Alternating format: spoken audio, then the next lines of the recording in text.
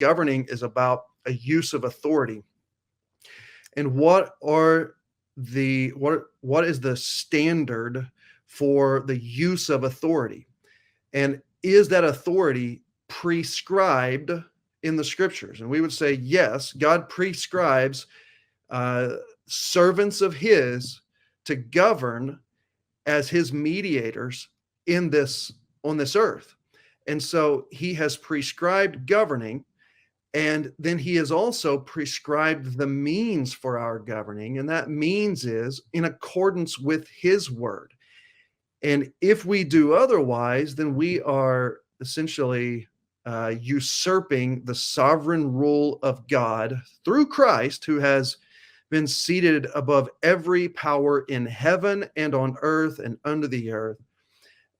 So that's our marching orders, and it's pretty straightforward as far as if you want to talk about Christian nationalism, what we mean by a Christian nation.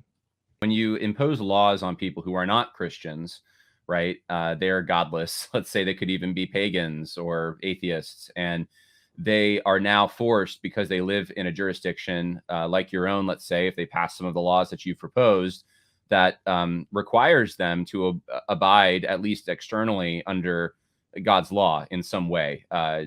Is that an extension of the mediatorial role of Christ, or how does that work? Is that something separate in your mind? Yeah, that's absolutely an extension. And what they're getting is they're getting a measure of grace from being in proximity to true Christianity. So whenever Christians are voted into office, it's not just good for Christians; it's good for the wicked as well.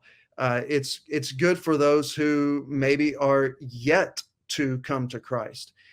So whenever there are several proverbs and several scriptures that talk about when the righteous increase, the people flourish. And so whenever the wicked increase, the people groan. Whenever there's wicked rulers, the people groan. Why is that? Because God, who made this world, also spoke. The God who created also speaks, and he spoke in his word how the world is to be ordered. And that ordered good is the best life for anyone and everyone, whether they believe in him or not. So it is a grace to all under the jurisdiction of a Christian leader who will bow the knee to Christ. It's a grace to all of them. Either you are obeying God, or you're going to listen to the serpent who says, did God really say? So it's either you're coming under the rule of God, your creator, who is also gracious and sent his son, or you're going to come under the rule of the serpent. And so it's a serpentine theocracy or a rule of God, and there's not a space in the middle. And so I think when people hear me talk about these kinds of things, they think, well, that violates our sensibilities, that there's this neutral space, and that's the best way to govern.